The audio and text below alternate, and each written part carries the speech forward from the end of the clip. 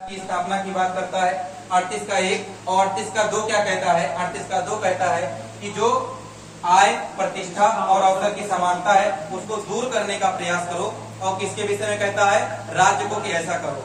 Article 39 आता है, कहता है स्त्री पुरुष को आजीविका के साधन उपलब्ध कराओ और समान कार्य के लिए समान वेतन उनको दो। ये आर्टिकल कौन सा कहता है?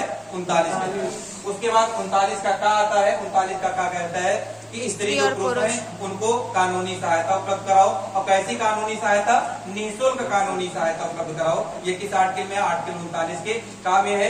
और इसको किस संविधान संशोधन द्वारा जोड़ा गया? तो 42वें संविधान संशोधन द्वारा इसको जोड़ा गया, 1976 में जो आया था। फिर आर्टिकल 40 आता है। आर्टिकल 40 क्या कहता है? ग्राम पंचायतों के गठन की बात करता है कि किस प्रकार से ग्राम पंचायत का गठन होना चाहिए, क्या व्यवस्थाएं होनी चाहिए, इसका वर्णन आर्टिकल 40 में। फिर आर्टिकल 41 क्या कहता है? जो बुढ़ापे में है 3 बा का चर्चा करता है। बा से बुढ़ापा, बा से बीमारी और बा से बेरोजगारी। इन जो बुढ़ापा, बेरोजगारी, बीमारी है, इनको शिक्षा, काम और इनको स्वास्थ्य सुविधाएं प्रदान करो। ये किस आर्टिकल में है? 41 में है। 41 के बाद आर्टिकल कौन सा आता है? 42 कहता है काम की न्याय संहिता को बढ़ाए रखो, उनके बनाए रखो और उनको मातृत्व सहायता और उनको मानव दशाओं को उपलब्ध कराने का प्रयास। ये किस आर्टिकल में है? 42 में। उसके बाद आर्टिकल 43 आता है, कहता मजदूर जो होंगे 43 और 43 का मजदूरों संबंधित है और उस मजदूर के अंतर्गत जितने भी गवर्नमेंट अधिकारी हैं वो सब आते हैं। उनको क्या करो? मजदूरों को निर्वाह योग मजदूरी दो और साथ में उनको कुटीर उद्योग अगर वो स्थापित करना चाहते हैं तो उसके लिए भी सरकार को बताया गया कि आप उनको स्वतंत्र रखो इस चीजों से। ओके, आर्टिकल 43 का क्या कहता है? 42वें संविधान संशोधन 1976 के माध्यम जोड़ा गया और कहा गया कि अगर जो उद्योग निर्माण कर रहे हो गवर्नमेंट, उसमें आप कामगारों को भी भागीदार बनाओ, जो मजदूर वर्ग के लोग हैं उनको भी पार्टिसिपेट करो उस उद्योग के निर्माण में। आगे आता आर्टिकल 44। आर्टिकल 44 क्या कहता है? समान नागरिक संहिता की बात, कि सभी लोगों को समान नागरिक समझो, स्त्री पुरुष के आधार पर भेदभाव न करो। ये गोवा में लागू हुआ है, हालांकि यह प्रस्तावित हो गया किसके लिए? उत्तराखंड में भी ऐसा प्रस्ताव पारित हो गया है। और उसके बाद आर्टिकल 45 आता है। आर्टिकल 45 कहता है 6 वर्ष से कम आयु के बच्चों को निःशुल्क शिक्षा एवं सहायता उपलब्ध कराओ। इसके पहले जब मूल संविधान में ये लागू हुआ था उस समय पर ये 14 वर्ष से कम आयु के बच्चों का था, लेकिन 86वें संविधान संशोधन 2002 के माध्यम से इसे 14 वर्ष वाला उठा करके 6 से 14 वर्ष वाले को 21 का में मूल अधिकार में कंपलसरी कर दिया गया है।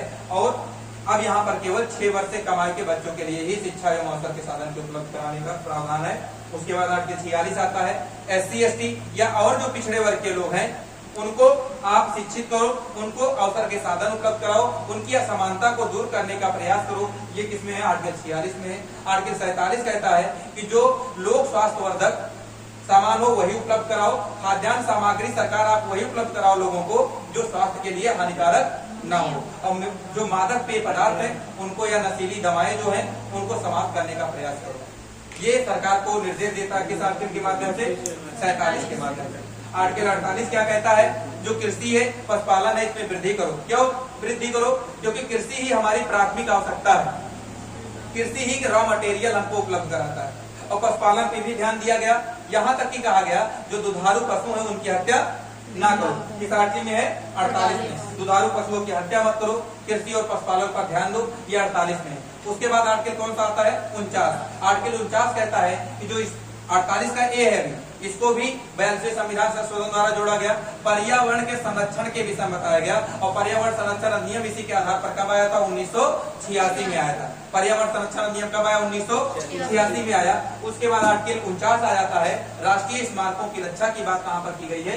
आर्टिकल 49 में की गई है कि राष्ट्रीय स्मारक जितने भी हैं, मतलब जो जैसे ताजमहल हो गया, जैसे लाल किला हो गया, इन सब जगहों के जैसे विद्यालय हो गए या संसद भवन हो गया, इन सब जगहों की रक्षा करने का काम राज्य सरकार करती रहे। देखते हो आप लोग कि जैसे आप लोग जाओ हाई कोर्ट के पास में तो वहां पर पुलिस तैनात रहती है, वो किस आधार पर रखी गई होगी? 49 के तहत कि राज्य का कर्तव्य है कि जो राष्ट्रीय स्मारक है उनकी रक्षा भी करो। ठीक है, उनका रक्षा करने का कर्तव्य भी किसका है? राज्य का है। यह आर्टिकल 49 के तहत बताया गया है। उसके बाद आर्टिकल 50 में बताया गया है कि कार्यपालिका को न्यायपालिका से पृथककरण कर दो। 50-50 आर्टिकल 50 में 50-50 की चर्चा की गई है। किसकी 50-50 की? कार्यपालिका और न्यायपालिका की। फिर आर्टिकल 51 में अंतर्राष्ट्रीय शांति और समझौते और उसकी सुरक्षा की बात कही गई है कि अंतर्राष्ट्रीय स्तर पर अगर कोई शांति के लिए समझौता करना हो तो 51 बताया गया कि राज्य आप समझौता भी कर सकते हो, सरकार महोदय आप समझौता भी कर सकते हो अंतर्राष्ट्रीय स्तर पर। और सबसे बड़ी बात, ये राज्य का नीति निर्देशक तत्व जो है लोक कल्याणकारी बात करता है, सामाजिक बात करता है, आर्थिक बात करता है, राजनीतिक बात करता है। कुछ संवैधानिक उपबंध है, भाग 4 में इसका वर्णन है, आर्टिकल 36 से लेकर 51 तक वर्णित है। न्यायपालिका द्वारा ये परिवर्तनीय नहीं है। ये 3 प्रकार की विचारधाराओं से भरा हुआ है, गांधीवादी विचारधारा, एक उदारवादी विचारधारा और एक समाजवादी विचारधारा। गांधीवादी विचारधारा कैसे, जो ग्राम स्तर पर काम किए गए होंगे वो सब गांधी विचारधारा से होंगे। जैसे आर्टिकल 40 ये गांधीवादी विचारधारा से प्रभावित है, आर्टिकल 41, आर्टिकल 43, आर्टिकल 43 का आर्टिकल 44, आर्टिकल 45, आर्टिकल 46 ये सब गांधीवादी विचारधारा से प्रभावित है। तो हम गांधीवादी विचारधारा, समाजवादी विचारधारा